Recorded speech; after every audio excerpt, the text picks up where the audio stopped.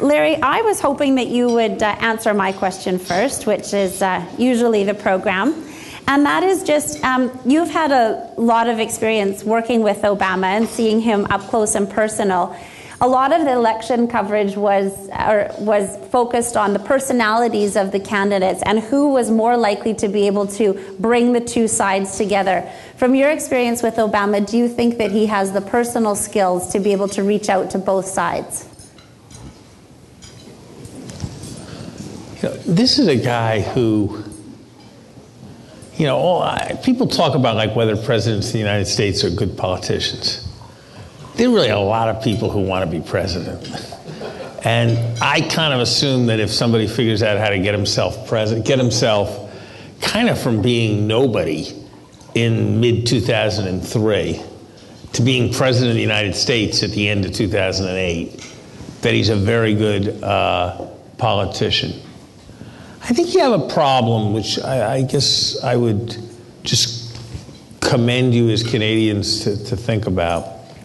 I've noticed myself that whenever I wade into a situation where there's a long-standing conflict, my instinct is to think that the difference should be split and to be in favor of compromise. And often that's right. There is a problem, which is that if people react that way, it does sort of reward intransigence. And, you know, it's intransigent, and then the difference gets split, and then the people say no, and then the difference gets split again. And so at a certain point, like, just splitting the difference isn't actually the way to do things. And I'm afraid that on some issues, not on all issues, but on some issues, it has seemed to me that the Republicans really haven't been prepared to compromise at all. I mean, Mitch McConnell, the chairman of the Senate, ranking member in the Senate, you know, he said, like, the purpose of the next 4 years is to take Barack Obama out. It's not to build the economy. It's not to get through the financial crisis. It's not to keep America safe. It's to take Barack Obama out. Well, you know, you can see how that could poison the atmosphere for working together for a common solution a bit. So I think the president has enormous skill. I've watched him in a lot of situations, and I think he's very, very deft. But he can't want compromise vastly more than the people he's compromising with, or you end up giving it away. And so I think he does want it, and I think he showed that by, you know, he put all kinds of very traditional Democratic stuff, Social Security, Medicare, on the table.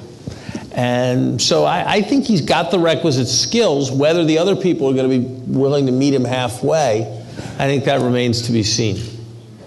I know that we have a question from John Thiessen, if there's a microphone nearby, or anyone? Zoom over. I'll just ask it without. Thank you very much, Dr. Summers, for coming tonight. Your reputation is fairly extravagant, I would say, which I like. So I just wanted to ask you a couple of two quick fire questions. Given the change in technology, do you think universities are still relevant going forward? Number one. And number two, I'd love to know what really pisses you off in the world today. What? What really pisses you off?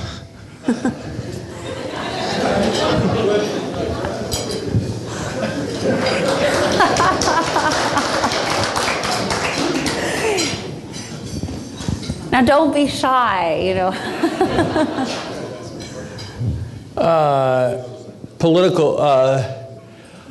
Political correctness, closed-mindedness, and judgments reached on the basis of prerogative rather than evidence. What I believe most in is the authority of ideas rather than the idea of authority. And so the idea that somehow it was inappropriate to ask a question, which frankly was the view of some of my colleagues at Harvard during the time I was president. That probably angered me more than anything else. Are universities still relevant? I think they're more relevant than they've ever been before, because knowledge, ideas, and insight are more relevant than they've ever been before. Do universities have to change? If you think about it, universities are probably more similar to the way they were 40 or 50 years ago than almost any other institution in society. Much of higher education in the United States hasn't seen an important change since coeducation came in the early 1970s. And so, yeah, I think they're hugely relevant, but they got to adapt and change in a variety of ways to keep up with the times. I know that there's a question from Peter at table 13, but first, as the microphone goes to him, I will ask this one. What is your view of instituting a wealth tax rather than or in addition to an income tax? I think it's pretty hard to measure wealth accurately, to find all wealth. I think a wealth tax is pretty burdensome on saving, and so I would be skeptical of a wealth tax. I think that we could usefully much more fully tax estates by cleaning up a variety of exemptions and loopholes. And I don't really think that, I'm not sure there's a good reason why, if I am shrewd enough to buy a stock for $3 and the stock goes to 100 and I bequeath 10,000 shares to my son, which is $1 million worth of stock, I don't know why it should be the case that he pays no capital gains tax, and that in the event he sells it, he only pays capital gains tax on the gain that took place while he was alive. The gain that took place before I died is never taxed at all.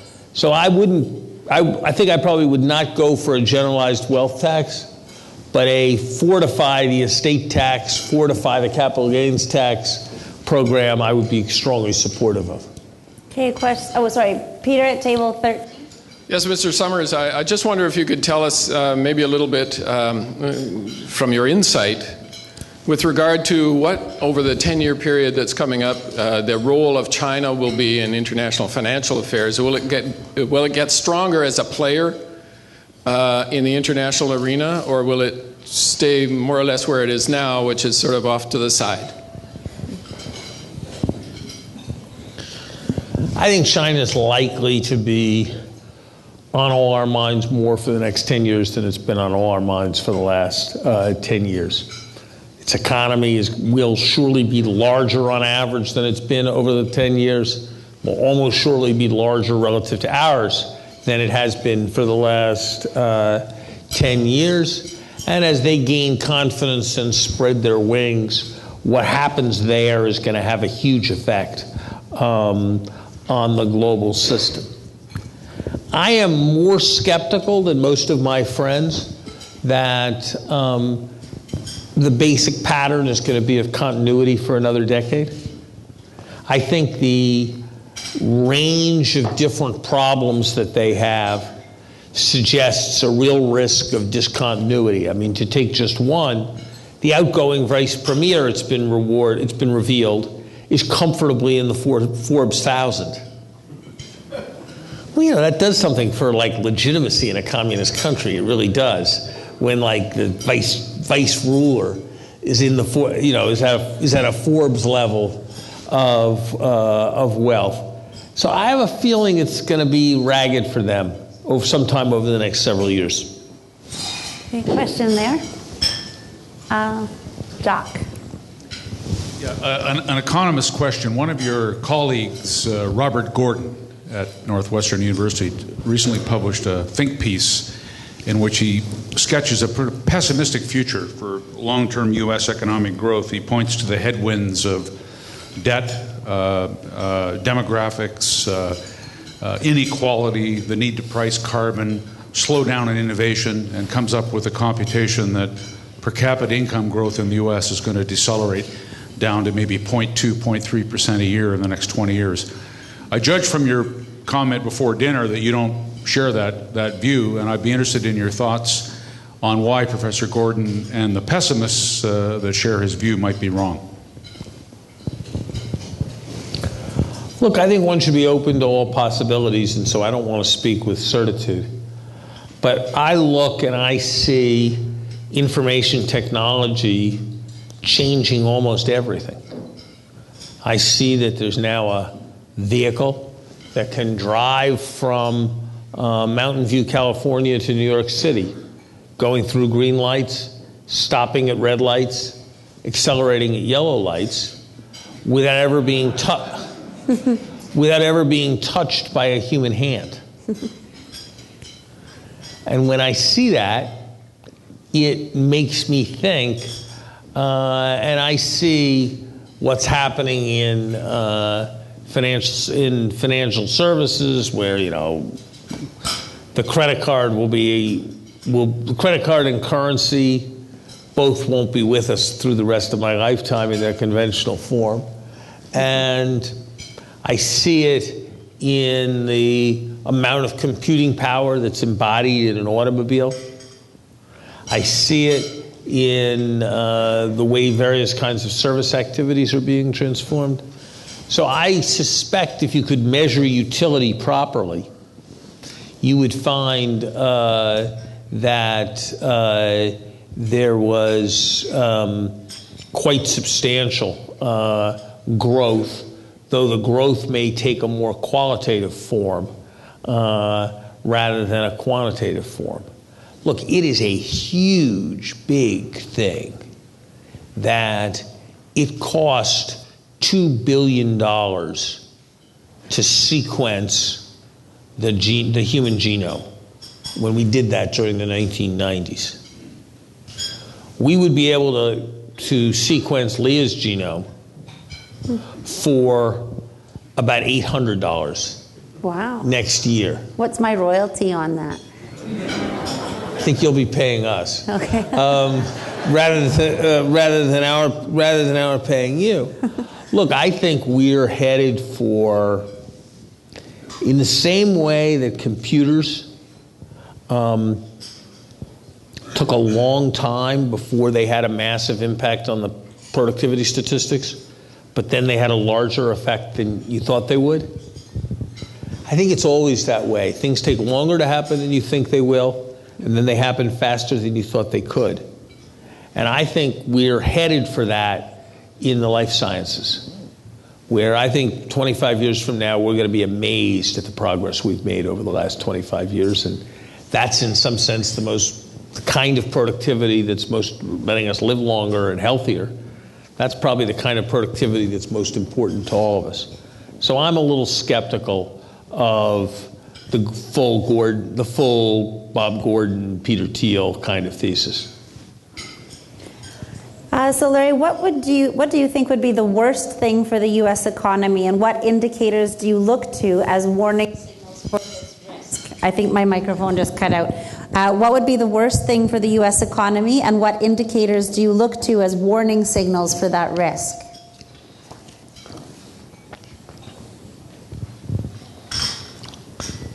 I think the worst thing would be some set of shocks that put us back in the regime of major financial institutions in serious trouble and re-raise the specter of systemic risk. And I'd look for discontinuous downward jumps in either the equity value or the credit default swap or the debt spread on major financial institutions. Okay, we've got Mary. Thank you. Thank you, Leah. Welcome to Vancouver, Dr. Summers. Thank you for coming in November. And I have just one quick question. Is campaign finance, in your opinion, is campaign finance reform essential or not to the future of democracy in the United States? And what, if anything, do you think should be done?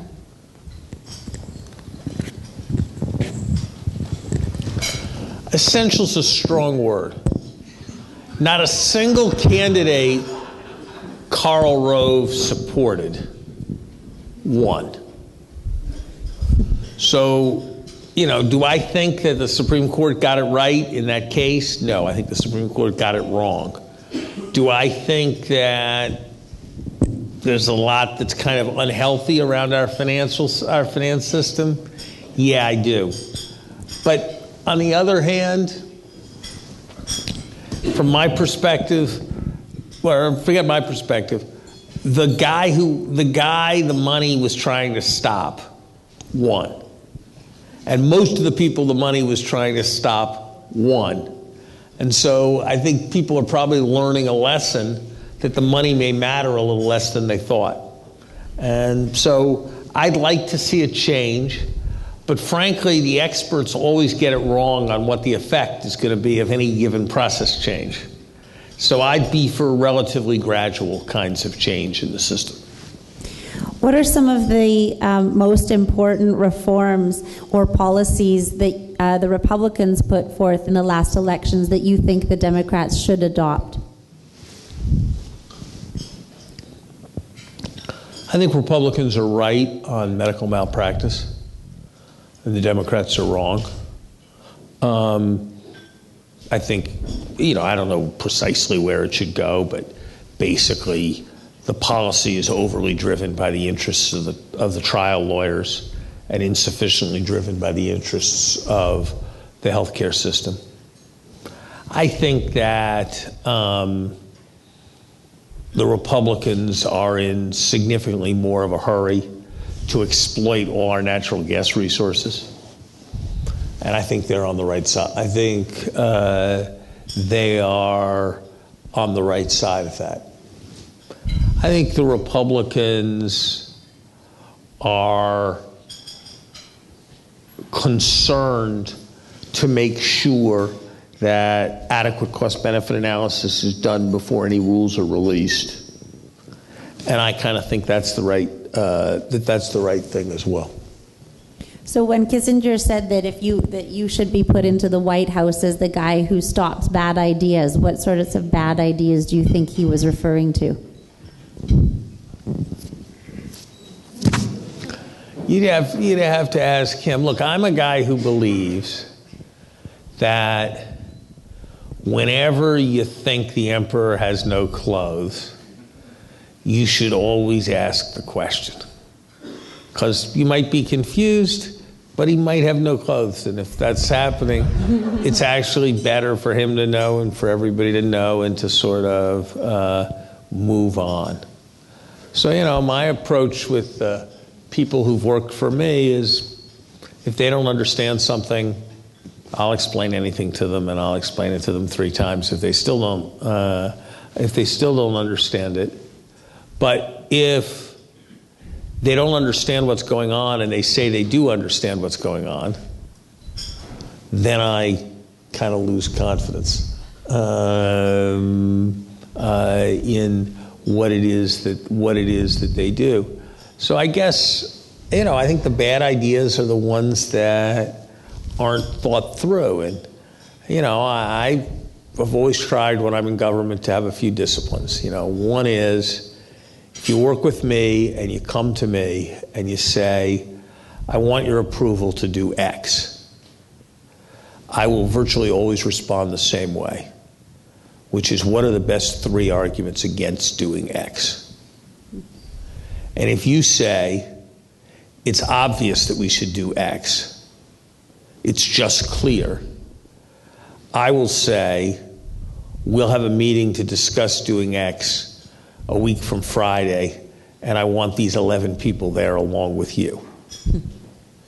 If you say, look, I think X is the right thing to do, I'm actually pretty sure the most important objections to doing X are 1, 2, and 3, and this is how I overcame them. I will say, halfway through, sounds like you thought about this a lot more than I ever will. That seems reasonable.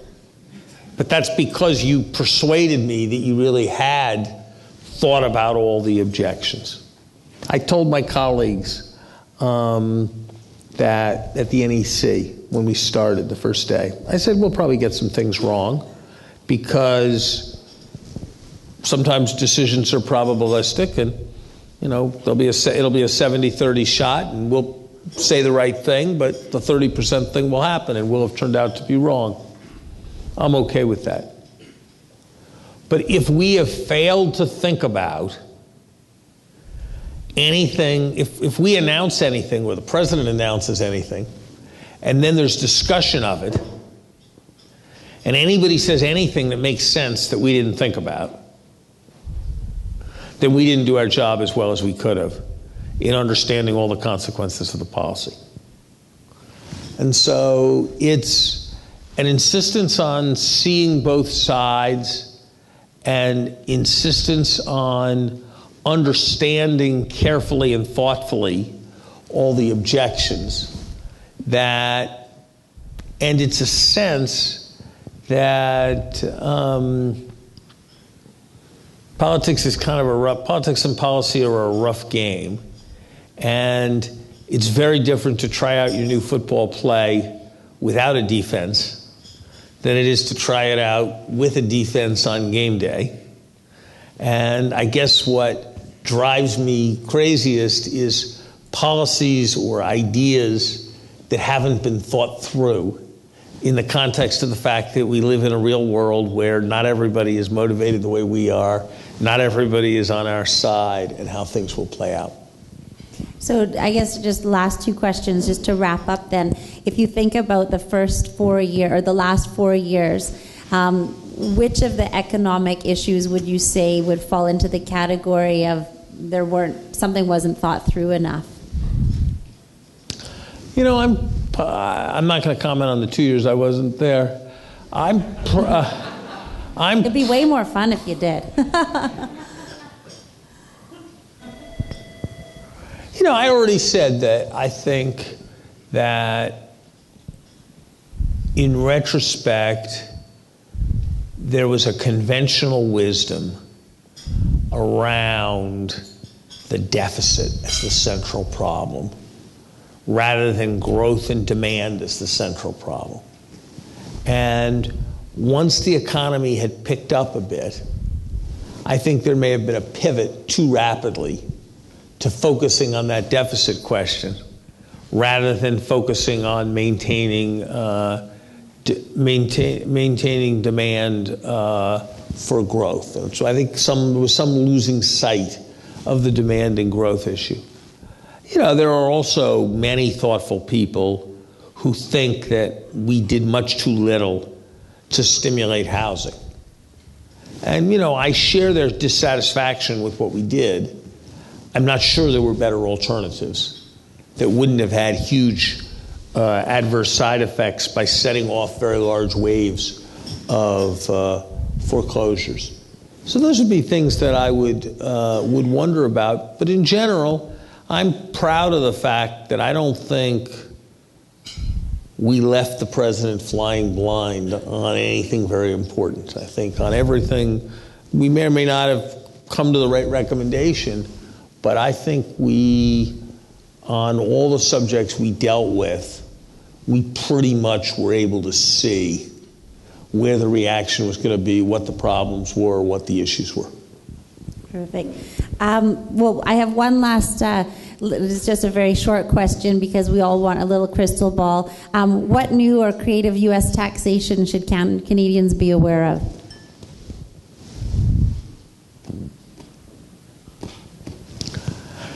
I think there's some reasonable chance that I think it's about a 35% chance that you'll see a really quite substantial U.S. corporate tax reform in which rates come down. There's a variety of kinds of base broadening, and there's a variety of kinds of coming down hard around abuse.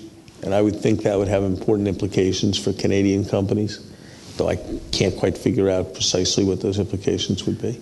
Well, I guess that's good news for the fellow who voted for Obama, who's a tax lawyer, who said that he thought that his practice might improve. So You never know. You never know. Well, Larry, I just want to say thank you very much on behalf of all of us. I think that your time with us here has been quite fascinating, and I know it's always interesting to agree or disagree on economic policies, but somebody in the session just before said that what they thought was quite remarkable about you, which I agree with, is that you show a remarkable amount of wisdom when it comes to understanding the role of politics as it relates to economic policy. And I think that the White House is well served to have had somebody with your sort of wisdom there. And who knows, there's lots of speculation as to what you might be doing next in Washington. So I'm sure that all of us will be watching that with great fascination. So thank you on behalf of everyone. As will my wife. As will your wife. Thank you very much.